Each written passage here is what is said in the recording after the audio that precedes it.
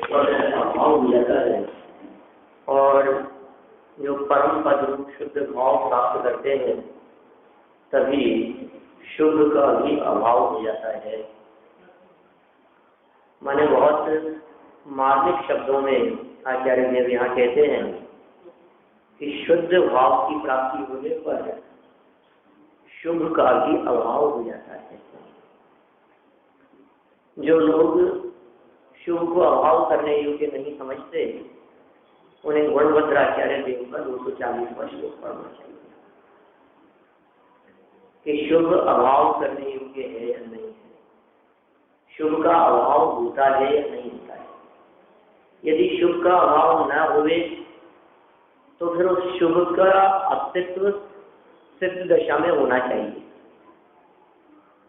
जबकि सिद्ध दशा में शुभ का अस्तित्व नहीं होना ये इस बात को सूचित करता है कि शुभ का अभाव हो चुका है। यदि अभाव नहीं हुआ तो होना चाहिए, और यदि वहां नहीं है इसका मतलब अभाव हो चुका है। तो फिर ये नक्की है ना कि शुभ का अभाव हुआ है, होता है सिद्धों के। तो जिनका सद्भाव सिद्धों को इष्ट नहीं है, सम्यक दृष्टि ज्ञानी जीव भी उस शुभ को भला नहीं जानते, उस शुभ को त्याग देने योग्य समझते हैं। लेकिन ध्यान रहे, शुभ भाव भी छोड़ने योग्य होते हुए भी पहले अशुभ छूटेगा। पहले अशुभ को छोड़ना। जिनके जीवन में अभी अशुभ का सद्भाव दिखता है, जिनके जीवन में अभी पाप का सद्भाव दिखता है, जिनका जीवन अभी विकृत प्रवृत्तियों से सहित दिखाई देता है, उनके शुभ छूटने की तो क्या बात करें, क्या उद्देश्य है? क्या पहले ये तो छोड़ो, पहले पाप तो छोड़ो, पहले खोटे काम तो छोड़ो, पहले विषय विषयों के परिणाम तो आपके हृदय से निकले, पहले घूमना फिरना, भोगों की प्रवृत्ति, भोगासक्ति, ये जब तक नहीं छूटेगी, जब तक इनसे निवृत्त नहीं होगा, तब तक शुभ भाव से छोड़ने की चर्चा करना तो क्या मतलब है उससे? आप संकल्प रखें कि शुभ भी छोड़ने योग्य है, लेकिन शुभ छोड़ मत है ना। ये क्रम की यहाँ चर्चा कर रहे हैं 240वें श्लोक में। पहले अहित रूप अशुभ छूटता है, और अशुभ के छूटने पर, अशुभ भावों के छूटने पर अशुभ बंध और अशुभ फल, भाव कर्म से द्रव्य कर्म और द्रव्य कर्म से नौ कर्म, तो द्रव्य कर्म और नौ कर्म रूप जो है वे भी स्वतः छूट जाते हैं। ये तीन तो हो गए अशुभ रूप, जिनकी 239 चंद्र में चर्चा की थी पीछे। 3 अशुभ कहे थे, 3 शुभ कहे थे। तो 3 अशुभ में से एक की निवृत्ति कर देने पर शेष 2 की निवृत्ति हो जाती है। ये तो छुटकारा मिल गया हमारे को पाप से, विकार विकृति से छुटकारा मिल गया। अब उससे छूट जाने पर अब आता है नंबर शुभ का। अब शुभ कैसे छूटेगा? कि शुद्धोपयोग की प्राप्ति होने पर शुभ स्वयं छूट जाता है। माने शुभ भाव भी छूट जाता है, लेकिन किससे छूटता है? जो शुभ को उपादेय नहीं मानते, जो शुभ को हे मानते, जो शुभ भाव को भी त्यागने योग्य जानते हैं। अरे जो शुभ भाव में आसक्त है, जो शुभ भाव को भला जानते हैं, वे उसके ऊपर कैसे चढ़ेंगे? उन्हें शुद्धोपयोग की प्राप्ति कैसे होगी? शुद्धोपयोग की उपलब्धि के लिए तो शुभ भाव को पहले हे जानना पड़ेगा। हम सब की दशा कहती है कि थोड़ा बहुत शुभ भाव करके उसमें संतुष्ट होते हैं। हाँ, मजा आ गया। अरे साहब क्या पूजन करी हमने तो। अब अर्थ समझते हुए और भगवान का प्रक्षाल करते हैं तो बड़ा आनंद आता है। रोजाना मंदिर में 1-1.5 घंटा जब हम बिताते हैं, हमें ऐसा लगता है मानो स्वर्ग में बैठे। तो स्वर्ग में आनंद का है, लगता है स्वर्ग में बैठे हो, लेकिन वो सब चीज आनंददायक नहीं है ना, इससे ऊपर कोई चीज है, टेम्परेरी। हाँ, हमें यहाँ ऐसा लगता है शुभ भाव करते हुए बहुत संतुष्ट, और क्या करें इससे ज्यादा। भाव उपवास किया था मैंने तो, और वो उपवास इस बार जो उपवास किया ना, सच में वो तो गजब मजा ही आ गया। हमेशा तो ऐसे ही करता था, लेकिन इस बार उपवास किया तो बराबर सुबह से मंदिर गया और फिर प्रक्षाल की पूजन किया, फिर स्वाध्याय किया, दिन भर चिंतन मनन करता रहा, स्वाध्याय करता रहा, एक दो प्रवचन सुने, शाम को बहुत आराम से शांति से, बहुत बहुत मजा आया इस बार के उपवास करने में। किस चीज में मजा आया आपको? हमेशा पहले तो पता है क्या करता था, उपवास करता था और ऐसा कर लेता था, ऐसा कर लेता था, यहाँ वहाँ घूम लेता था, टाइम पास करता था। तो इस बार तो बहुत, तो ये जो अंदर की संतुष्टि है, ये शुभ भाव को भला मानते हैं। ये शुभ भाव में अटकने के चांस बहुत है।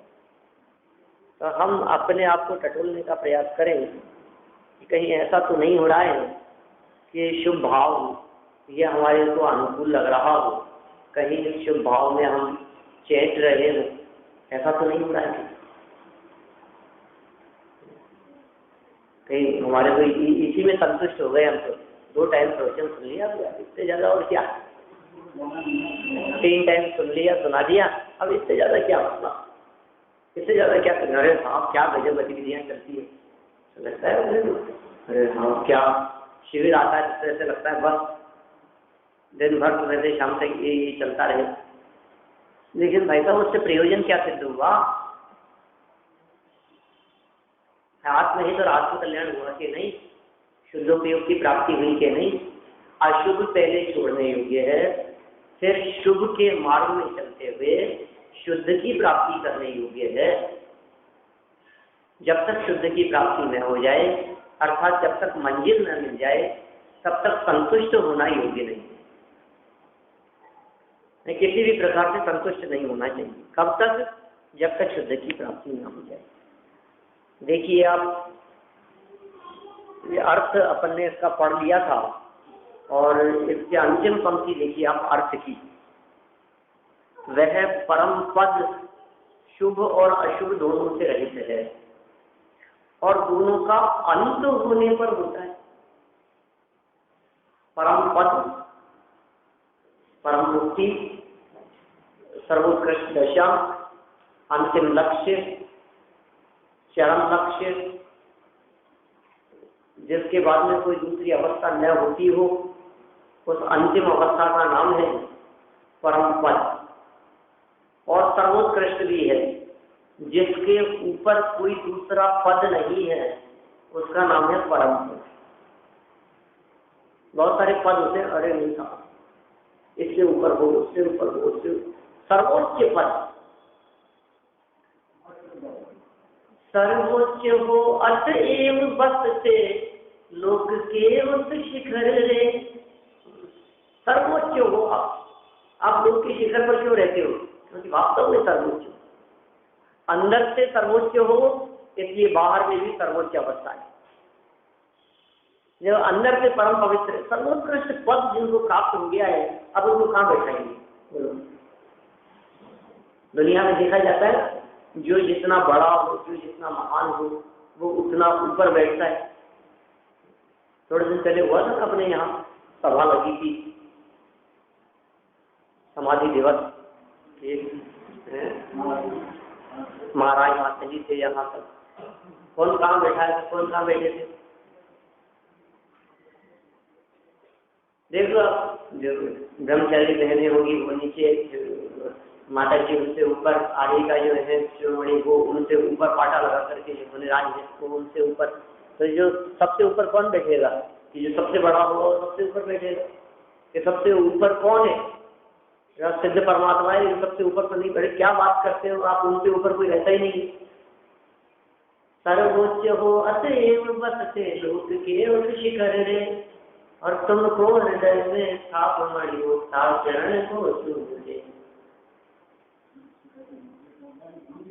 क्या? हाँ, सही बात है। लेकिन आप सर्वोच्च हो इसलिए वहां बसते हो, बात तो ये चल रही है। जो वहां बसता है वो सर्वोच्च हो, ये बात नहीं है। जो सर्वोच्च है वो वहां रहता है। तो यहाँ सर्वोच्च पद की बात चल रही है, परम पद की बात चल रही है। वो परम पद, वो सर्वोच्च पद, वो सर्वोत्कृष्ट दशा कब और किसको मिलती है? शुभ और अशुभ से रहित होने पर। क्या कहा? शुभ और अशुभ दोनों से रहित अवस्था है वो, और दोनों का अंत होने पर होता है।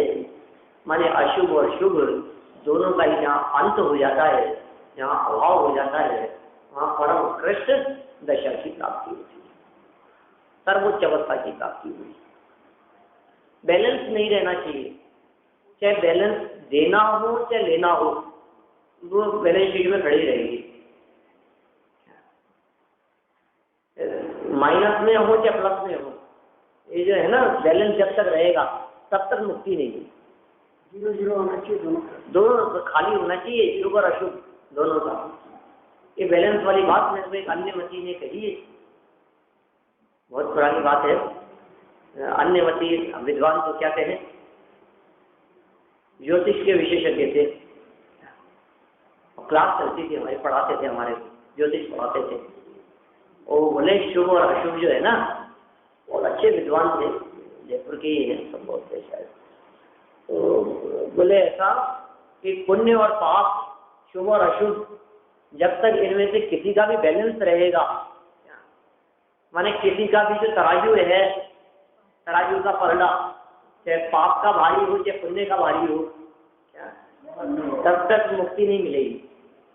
मतलब मुक्ति तो तब मिलेगी जब दोनों ही खत्म हो जाए, तभी मुक्ति मिलती है। यार ये गजब बात कह रहा है यार, ये व्यक्ति हिंदू है, ब्राह्मण है, और ये ऐसी बात कह रहा है कि पुण्य पाप का जब खत्म हो जाए, दोनों खत्म हो जाए तो मुक्ति मिलती है।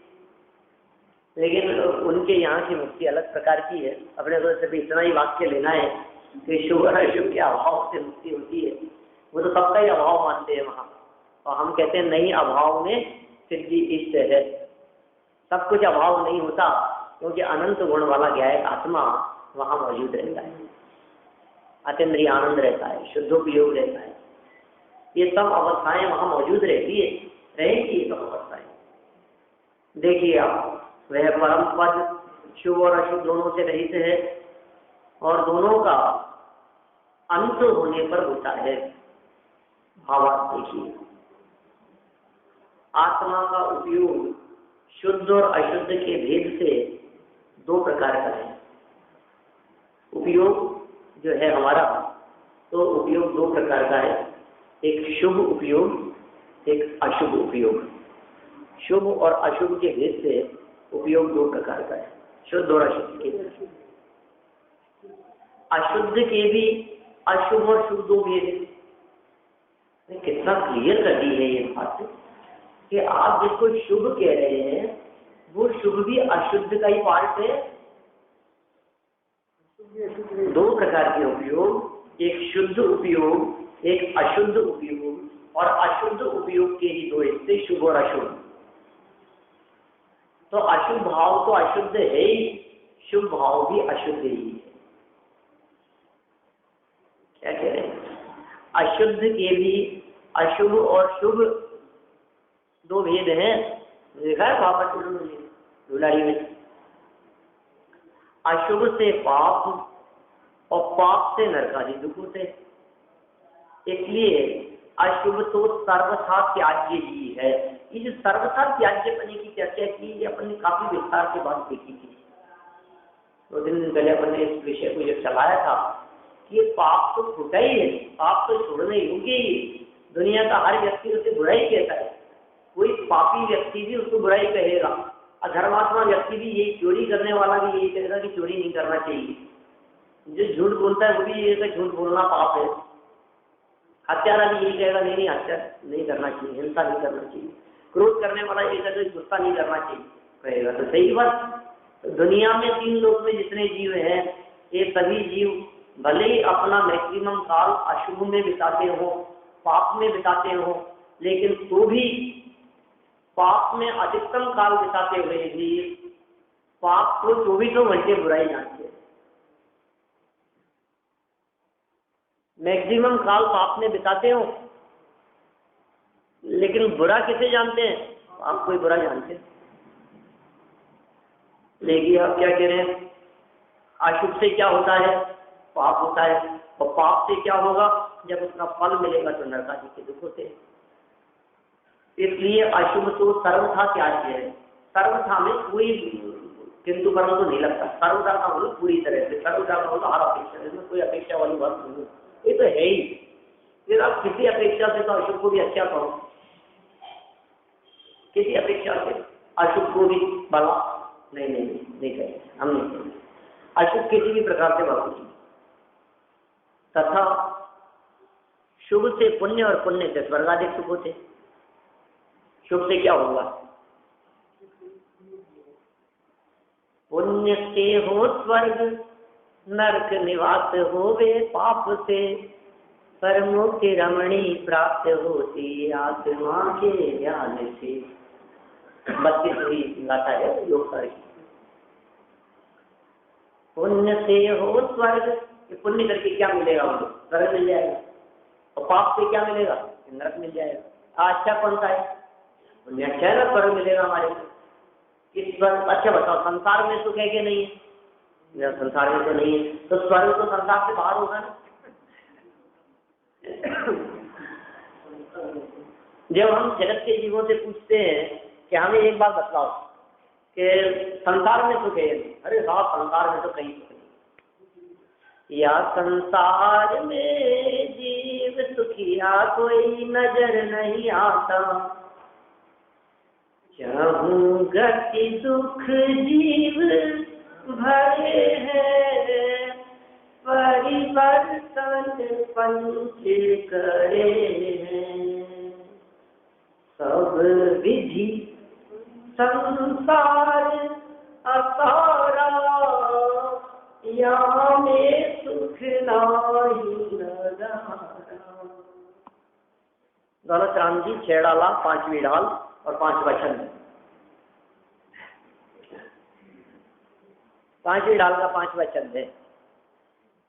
सब विधि संसार क्यों गति दुख जीव भरे हैं, परिवर्तन पंच करें, क्यों गतियों में रुचि जीव भरे हुए हैं, पंच परावर्तन कर रहे हैं। सब प्रकार से ये संसार अपार है। इस संसार दशा में, इस अपार संसार में लेश मात्र भी सुख नहीं है। तो संसार में सुख नहीं है ना, यहाँ पक्का सुख नहीं है, तो फिर देवगति में है या नहीं है, देवगति में तो लगता है था, तो क्यों वो संसार में नहीं होगी, तो संसार बाहर मानते हैं। देवगति संसार से बाहर है क्या, संसार में ही देवगति भी, चारों गतियों में एक गति है, संसार का ही एक पार्ट है। या तो फिर ये कहो कि संसार में भी थोड़ा बहुत तो सुख होता है और थोड़ा बहुत नहीं होता है।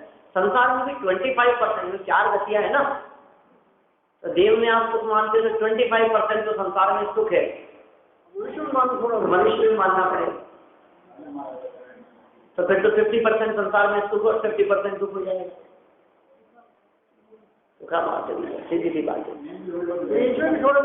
पुण्य से हो स्वर्ग, स्वर्ग मिल जाएगा तो सुखी नहीं हो जाओगे, स्वर्ग मिल जाएगा तो आनंदित नहीं हो जाओगे, मजा नहीं आएगा स्वर्ग में।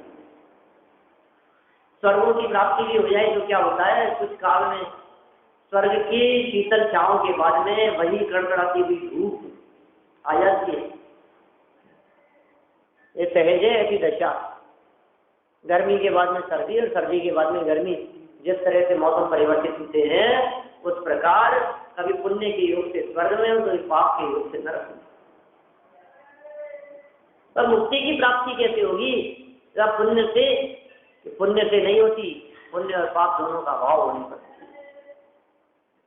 पुण्य से हो स्वर्ग, नरक निवास होवे पाप से, परमुक्ति रमणी प्राप्त होती आत्मा के ज्ञान से। आत्मा के ज्ञान से मुक्ति रमणी की प्राप्ति होती है। योग साहब भी बहुत अच्छा ग्रंथ है चलाने की दृष्टि से, मैंने 2-3 ऑप्शन पहले भी दिए थे, संपन्न होने की तरफ है ये, सोचना तो पड़ेगा उसके बारे में कि आगे अपने आत्मानुशासन के बाद में कौन सा चलाना है, शेराला शेराला भी चला सकते, बहुत साल पहले चलाई थी मैंने शेराला। क्या क्या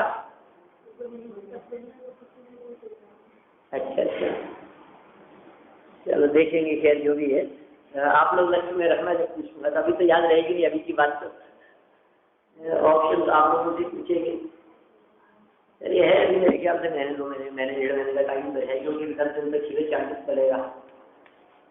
21 से 30 तो शिविर ही है, 21 पेज है अभी, एक दिन में 21 पेज माने तो उसके 10 1 महीना लग जाएगा। देखिए भावार्थ पढ़ रहे थे अपन। आत्मा का उपयोग शुद्ध और अशुद्ध के भेद से 2 प्रकार का है। आज पूरा साल भर हो गया इसको, 16 तक को शुरू किया था 2011 में। देखिए आत्मा का उपयोग शुद्ध और अशुद्ध के भेद से 2 प्रकार का है। अशुद्ध के भी अशुभ और शुभ 2 भेद हैं। अशुभ से पाप और पाप से नरकादि होते हैं। ये क्लियर बात है, इसमें कोई कठिन बात नहीं है, सबके समझ में आने वाली बात है। इसलिए अशुभ तो सर्वथा त्याज्य ही है, अशुभ तो पूरी तरह से त्याज्य छोड़ने योग्य, तथा शुभ से पुण्य और पुण्य से स्वर्ग आदि सुख होते। क्या कहा? शुभ से पुण्य होगा, पुण्य से स्वर्गाधिक सुख होते हैं। वहां अशुभ का निवारण करने के लिए शुभ का ग्रहण होता है। वो लोग पाप का निवारण करने के लिए तो शुभ का ग्रहण होगा, हिंसा से बचाने के लिए अहिंसा की प्रेरणा देंगे, झूठ से बचाने के लिए कहेंगे कि सत्य बोला करो, ये बात तो कही जाएगी ना। पाप से बचाने के लिए कहेंगे पुण्य किया करो, दूरदर्शन के सामने बैठे रहते हो तो कहेंगे देव दर्शन किया करो, ठीक है। विषय भोगे कहीं घूमने फिरने के लिए कहीं हिल स्टेशन जाने की बात सोचते हो तो कहेंगे तीर्थ वंदना किया करो, ये तो कहेंगे। खाने पीने के प्रति अधिक लालसा दिखाई देती हुई तो कहेंगे उपवास व्रतादि भी किया करो। माने ये सब पाप से छुड़ाने के लिए पुण्य रूप प्रवृत्तियों की बात करते हैं। आप धन वैभव की तरफ भागते हो तो आप परिग्रह का उपदेश देंगे, परिग्रह परिमाण का उपदेश देंगे। सारे जितने उपदेश जनाबों में दिए गए चरणामृत उसकी अपेक्षा से ये सारे उपदेश पाप से बचाकर पुण्य की तरफ लगने के लिए। फिर देखिए लेकिन आगे एक शुभ का ग्रहण तो किससे किया? पाप से छुड़ाने के लिए। माने ये और एक महत्वपूर्ण बात यहाँ समझना इस वाक्य में कि शुभ का ग्रहण पाप को छुड़ाने के लिए किया है, शुभ में अटकाने के लिए नहीं। ऐसा शुभ का ग्रहण क्यों कराया आपने फिर हमारे को? पहले ये बात बताओ, उसका क्या प्रयोजन है? शुभ का क्या प्रयोजन है? शुभ का क्या उद्देश्य है? शुभ भाव में क्यों लगाते हो? मंदिर आने की प्रेरणा क्यों देते हो? 6 आवश्यकों की बात क्यों कहते हो? देव पूजा, गुरुपासना, गुरुपाक के स्वाध्याय, संयम, तप, दान, इन 6 आवश्यकों की चर्चा क्यों करते हो? ये क्यों कहते हो कि दान देना चाहिए? ये क्यों कहते हो कि व्रत उपवास आदि करना चाहिए? ये क्यों कहते हो कि माला फेरना चाहिए? ये क्यों कहते हो कि खूब स्वाध्याय करो, बैठ करके अभ्यास करो, चिंतन मनन करो, पाठ करो, स्तुति करो, भक्ति करो, भगवान की पूजन करो, प्रक्षाल करो? ये बात क्यों कहते हो? क्या क्या प्रयोजन है? कितना सुंदर वाक्य कह दिया। वहां अशुभ का निवारण करने के लिए, बस ये इसमें भी बात समझे ना, पाप से बचाने के लिए शुभ का ग्रहण होता है। शुभ का ग्रहण शुभ में अटकाने के लिए नहीं, शुभ का ग्रहण शुभ में उलझाने के लिए नहीं, शुभ का ग्रहण अशुभ के निवारण के लिए, पाप के निवारण के लिए, पाप से बचाने के लिए, पाप न होंगे इसके लिए, बस इसके अलावा और कुछ नहीं। इससे ज्यादा यदि शुभ भाव की उपयोगिता समझिए तो समझ लीजिए आप तो शुद्ध उपयोग की मानी हो जाएगी। तो अधिक जाने माने ये तो राग परिणाम है, चाहे शुभ हो चाहे अशुभ हो। माने यदि ये उस राग भाव को भला जानेगा, शुभ और अशुभ दोनों ही राग है। बाल बच्चों के प्रति राग अशुभ राग है और देवगुरु धर्म के प्रति राग शुभ राग है, लेकिन राग तो आग है। हमारे भगवान तो वीतराग है। अच्छा महावीर भगवान है, अभी विद्यालय में बैठे हैं, उन महावीर भगवान को आदिनाथ भगवान के प्रति राग होगा कि नहीं? महावीर भगवान को आदिनाथ भगवान के प्रति भी राग होगी। विद्यालय में बैठे बैठे अरे साहब हे आदिनाथ स्वामी आप तो हमसे बहुत सीनियर हो, ऐसा पूछते होंगे। और इनके प्रति भक्ति का भाव आता हो हमारे भगवान के हृदय में? नहीं आता है। भक्ति का भाव भी नहीं आता, भक्ति का राग भी नहीं। सिद्धालय में बैठे अपने से सीनियर के प्रति, भूतकालीन जो किसी के प्रति हाजिर से सीनियर मिल जाएंगे, क्या सीनियर सब बराबर हुए हैं वहां, ऐसी अवस्था है वो। मैंने राग का अभाव हो गया है, तभी तो वे वीतराग हुए हैं। क्या वीतराग है? राग का जिनके जीवन में अभाव हो गया है, हमारे भगवान वीतरागी भगवान है। राग का जिनके जीवन में अभाव हो गया है, राग का अभाव जहाँ है वहां शुभ राग को भला कैसे कह सकते हैं? शुभ का ग्रहण क्यों कराते हो? फिर मंदिर क्यों बुलाते हो? अरे मंदिर नहीं बुलाएंगे तो क्या करोगे आप? साधर्मियों के साथ में नहीं रहोगे तो किसके साथ में रहोगे? विजय विजयियों के साथ में रहोगे, किसके साथ में रहोगे? आप सोचो ना। साधर्मियों की संगति नहीं करोगे तो किसकी संगति करोगे? अरे कहीं घूमने भी जाना हो तो साधर्मियों का साथ देखना, नहीं तो क्या होगा? नहीं तो आपके भोजन का ठिकाना नहीं होगा, दर्शन का ठिकाना नहीं होगा, भक्ति प्रसंग स्वाध्याय चिंतन कुछ भी नहीं होगा। इसलिए ऐसे लोगों का साथ और संगति देखना जो आदरणीय हो, जिनसे तत्व चर्चा चिंतन मनन चर्चाएं चलती रहे, ठीक है ना, अपने साधना आराधना बराबर चलती रहे, ऐसे ही साथ होना चाहिए।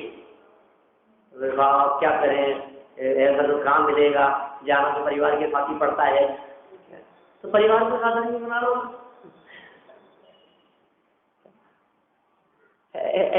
अपना परिवार ही ऐसा हो तो कितना अच्छा है। बोलो, अपना घर ऐसा हो, अपने पत्नी पुत्रादि बच्चे परिवार सब इस प्रकार का हो, हमारे बेटे बहुएं इस प्रकार के हों, सब पूरा परिवार इसी प्रकार का हो, तो रास्ते में ट्रेन का सफर भी कैसे कि चर्चा करते हुए चले? नहीं हो सकता है। काय के लिए कह रहे हैं? सब पाप से हटाने के लिए, आसक्त से छुड़ाने के लिए शुभ भाव के उपदेश की बात कर रहे हैं। देखिए आप, फिर आफ्टर दैट क्या होगा उसके बाद में? फिर क्या करें कि फिर शुद्धोपयोग होने पर शुभ भी छूट जाता है और शुद्धोपयोग के प्रसाद से यह जीव मुक्त हो जाता है। अब वो लोग जगत के जीवों को ये शुभ छोड़ने की बात करते हैं, कैसी बात कर रहे हो आप? शुभ छोड़ने की बात कर रहे हैं? नहीं नहीं नहीं, लोग कह रहे अरे वहां मत चले जाना, हम शुभ छोड़ने की बात करते हैं। शुभ छोड़ने की बात नहीं करते तो सच्ची बात बतलाते हैं, वस्तु स्थिति क्या है। तो पाप में लगने की प्रेरणा थोड़ी ना दे रहे हैं हम। लोग ऐसा कहते हैं बहुत से लोगों को, औरों की क्या बात करो, मुझे ही कहते थे अरे तुम बड़े मंदिर जाते हो। बड़े मंदिर वालों का कोई आप तो लोग जानते हैं कि यही प्रदर्शन करता है वहाँ। हमारे मैं बहुत छोटा था, बहुत पढ़ते थे, कई ऐसे लोग विद्वान मिलते थे तो अरे वहाँ जाते हो तुम थोड़ा सा संभल के रहो, बड़े मंदिर मत जाया करो, क्योंकि बड़े मंदिर वाले लोग सबके सब पुण्य छुड़ाते हैं, शुभ भाव छुड़ाते हैं। कितने का शुभ भाव छुड़ाते हैं? हमने उनसे पूछा कि आपने देखा कभी, सुना? रहे नहीं नहीं, जाना ही नहीं उनके पास। तुम जाके सुनो तो सही एक बार, तो बिना सुने कहोगे तो ऐसा ही कहोगे। तीसरी बात, हमें किसी से द्वेष नहीं, हमें किसी से विरोध नहीं। तो जो बात शास्त्र में लिखी है, हमारे कोई घर के शास्त्र नहीं, हमारे बनाए हुए नहीं, जो बात आगम में लिखी है, जो बात शास्त्र में लिखी है, वही बात पढ़ते हैं, वही बात सुनाते हैं कि गहराई में जाकर उसका चिंतन करने के लिए। शुभ भाव को छुड़ाने की बात जरूर कहते हैं, लेकिन क्या कहते हैं, पहले पाप छूटेगा उसके बाद शुभ भाव छूटने की बात आएगी। और जब तक पाप न छूटे तब तक शुभ भाव को छोड़ना मत, छोड़ने योग्य तो जानना, छोड़ना मत, लेकिन छोड़ने योग्य तो समझना। एक दिन ऐसा आएगा छूट जाएगा ये भी, क्योंकि हमें इतना अटकना थोड़ी है। अरे इतना अटक करके क्या होगा? फिर वही दशा देवगति की प्राप्ति हो जाएगी, फिर क्या लेना देना है? फिर वही चक्कर उलझे और फंसे रहो। फाइनल स्टेज पे पहुंचना है ना हमारे को, तो या थोड़ा सा पुण्य में अटक करके बस फिर उलझे रहे, उसी में अटके रहे, फंसे रहे, इतना ही चाहिए। उससे आगे बढ़ना है कि नहीं? अच्छा, पुण्य आज तक न किया हो ऐसा तो नहीं हुआ ना, बहुत बार किया है ना आज तक पुण्य। आज कभी स्वर्ग नहीं गए हो तो बताओ। अनंत बार देवादी गतियों की प्राप्ति की, अनंत बार अतीत काल में अनंत बार देवगति में गया ये जीव, मनुष्य होकर के, त्रियंश होकर के, भोग भूमि में जाकर के 2000 सागर में 1260 सागर। हाँ, 1260 सागर देवगति, 2000 सागर की तरफ पर्याय के काल में जितना मैक्सिमम काल वहां बिताता है ये जीव। और फिर क्या फिर उससे नतीजा क्या निकला बताओ, उससे हुआ क्या? वापस लौट के वहीं आ गए, वहां से निकल करके फिर वही एकेंद्रीय निकलत रहे संसार के तो चक्रगति का परिभ्रमण। परिभ्रमण तो नहीं मिटा ना, हम तो यहाँ परिभ्रमण मिटाने की बात करते हैं भाई। हम ये कह रहे हैं कि आपका परिभ्रमण कैसे मिटेगा, तो उसके बारे में एक बार गंभीरता से विचार करो आप। 12,740 सागर, 2000 सागर की तरफ पर्याय होती है ना, तरफ पर्याय का उत्कृष्ट काल साधिक 2000 सागर है। इसके बाद में तो एकेंद्रीय दशा रहती है, निगोद एकेंद्रीय दशा में बिताता है। 2000 सागर के लिए ये तरफ पर्याय में आता है, कुछ अधिक 2000 सागर। 2000 सागर के काल में 1260 सागर वो तो देवगति में बीतते हैं, और 740 सागर नरक गति में बीतते हैं। हो गए 2000 सागर पूरे। अब बाकी का जो थोड़ा बहुत काल है, 100, 200, 500 साल, 1000, 2000 वर्ष कुछ अधिक 2000 सागर से थोड़ा बहुत अधिक, इसमें मनुष्य और शरीर की दशा क्या, अब सोच लो। हाँ, वो भी है, कुछ पल्ले में हुई, क्या जाना है। कुछ पल्लियों की 10 कूड़ा कूड़ी पल्ले का एक सागर होता है। अब 2-4 पल्ले मिल भी गए, 10 कूड़ा कूड़ी में 2-5 पल्ले क्या कहें, कितना सागर है? आधा सागर, चौथाई सागर, 0.1, 0.01, 0.001, 0.00001, 0.000000001। कहाँ लगाओगे आप, लगता ही नहीं। कितना सागर है? नहीं, इसलिए 2000 सागर से कुछ अधिक मतलब मनुष्य और शरीर की खैर शुद्धोपयोग के बिना संसार समुद्र का किनारा नहीं आता है, ये बात सही है। और शुद्धोपयोग होने पर शुभ भी छूट जाता है, और शुद्धोपयोग के प्रसाद से शुद्धोपयोग का जो फल है उससे यह जीव मुक्त हो जाता है। माने जीव को मुक्त होना है कि नहीं होना, ये भी तो नक्की करें कि हमारे को मुक्त भी होना है कि नहीं। बहुत सारे जीव ये सोचते हैं मुक्त होके क्या करेंगे। कई जीव तो दुनिया में ऐसे मिलते हैं, हमें मुक्ति है क्या करना, हम यही चीजें। हमारे यहाँ क्या परेशानी है, अपने परेशानी नहीं लगती है न, तो परेशानियां इतनी ज्यादा है, और परेशानियां भोगते भोगते इतना अभ्यस्त हो गया है कि इसे वो परेशानी नहीं लगती। क्या करें, 1260 और 740 वो परेशानियों में भोगते भोगते अब भूख लगती है, परेशानी नहीं लगती है, पीड़ा तो है ना। इसको तो पेट दर्द की पीड़ा तो समझ में आती है, लेकिन भूख की पीड़ा समझ में नहीं आती, क्योंकि भूख की पीड़ा होने पर 10-5 मिनट में 15 मिनट में भोजन मिल जाता है, खाने को मिल जाता है कुछ ना कुछ, तो पीड़ा जैसी लगती नहीं, मुँह चलता ही रहता है ना, मुँह चलता ही रहता है ना, सही बात है। लेकिन ये जो वेदनाएं हैं, मतलब इनसे मुक्ति कब मिलेगी? आज तो आप ये कह रहे हो कि मैं सुखी हूँ, मेरे को कोई परेशानी नहीं है, लेकिन ये सुख रूप दशा कितने दिन चलेगी कपिल, कितने दिन? इस बात की क्या गारंटी है कि आगे अटैक नहीं आएगा? इस बात की क्या गारंटी है कि फ्रैक्चर नहीं होगा? इस बात की क्या गारंटी है कि आँख कान बराबर रहेंगे? क्या गारंटी है इस बात की?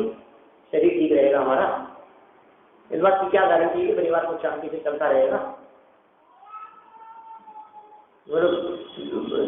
जवान बेटा मर जाता है, हो जाती है ऐसी दशा, दुखी होते रहते। 2 दिन पहले किशनगढ़ में एक्सीडेंट में मर गया, 20-22 साल का, अभी शादी थी उसकी जनवरी में, एक्सीडेंट हुआ, खत्म ऑनेस्ट पर। यहाँ भी सुना मैंने किसी का जयपुर में, जैसे कि जय नहीं था कोई है कितने आए दिन हर महीने 15 दिन में आपको कोई ना कोई ऐसी घटना मिल जाएगी जो अपने जैन समाज में ही होगी कहीं ना कहीं। किसी का कौन मर गया, किसी का क्या हो गया। मैं मरते तो रोजाना ही है, नहीं हम तो उनकी बात कर रहे हैं जो जवान अवस्था में मर गए हैं। ये दुखों का अंत चाहिए कि नहीं। जब दुखी नहीं आए, जब कष्ट ही नहीं आए, जब कोई सामने जवाब नहीं दे रहे, जब किसी प्रकार की कोई पीड़ा नहीं हो रही, क्या ऐसी अवस्था चाहते हैं आप? उस अवस्था का नाम है मुक्ति अवस्था। मुक्ति माने दुख से मुक्ति। संसार से मुक्ति को तो सारा जगत मुक्ति कहता ही है, हम कहते हैं दुख से मुक्ति, वो असली मुक्ति है। हम दुख मुक्ति की बात कर रहे हैं यहाँ। दुखों से मुक्ति चाहते हैं, अरे रात क्या परेशानी है, सुख शांति से चल रही है, लाइफ आराम से, खूब पैसा कमा रहे हैं, अच्छा पैसा है, किसी प्रकार की कोई कमी नहीं है, गाड़ी है, बंगला है, नौकर चाकर है, घर भरा पूरा परिवार है। लेकिन भरा पूरा परिवार है, गाड़ी बंगला कब तक रहेगा? कब तक रहेगा? आज है कल का भरोसा है क्या? अच्छे अच्छे वैभव संपन्न लोगों की दशा होती है, भूकंप आता है, बाढ़ आती है, सब खत्म हो जाता है, हो जाता है। बिजली छोड़ देगा, नहीं छोड़ देगा। बोलो क्या बिजली छोड़ देंगे? तू छोड़ करके चला जाएगा। अरे वियोग तो नियम से होगा, और जीते जी वियोग हो जाता है, क्या होगा? दुखी और रोने के अलावा कोई दशा नहीं। अरे छोड़ करके चला जाएगा, फिर आगे क्या होगा? तिरंज गति में भी ये कितना जीव जब दुखी होता है तो सोचता है हे भगवान इससे मुक्ति मिल जाए, हे भगवान इस संकट से हमारे को छुटकारा मिल जाए। और फिर उसके बाद में वो संकट टेम्परेरी चला जाता है, फिर अभ्यस्त हो जाता है। तो कहते हैं ना, दुख में सुमिरन सब करे, सुख में करे न कोई, जो सुख में सुमिरन करे तो दुख काहे को होए। कबीर की पंक्तियां, दुख में सुमिरन सब करे और सुख में करे न कोई। दुख में तो भगवान का नाम सबको याद आता है, हे भगवान हे भगवान, भगवान भगवान याद आते। और सुख रूप दशा घरे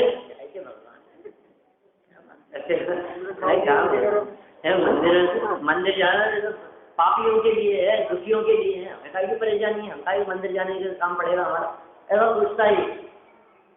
तो दुख में सुमिरन सब करे, दुख में तो भगवान रहे, भगवान उठाने जा रहा है प्रभु, प्रभु याद आते हैं हमारे को दुख में तो। और सुख में भगवान याद आते हैं क्या? और जो सुख में सुमिरन करे, कबीर कह रहे हैं, जैन दर्शन की बात नहीं है।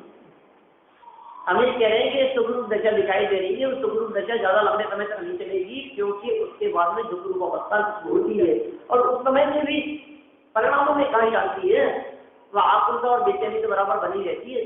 इसलिए आकुलता बेचैनी का जहाँ अभाव हुए, ऐसी अवस्था की जहाँ प्राप्ति है, उस अवस्था का नाम है मुक्ति। जिस मुक्ति को दुख मुक्ति कहते हैं, जिस मुक्ति को परम मुक्ति कहते हैं, वह संसार से मुक्त अवस्था है। और उस मुक्त अवस्था की प्राप्ति शुद्धोपयोग के प्रसाद से होती है। कैसे मिलेगी? उसका रास्ता क्या है? शुद्धोपयोग।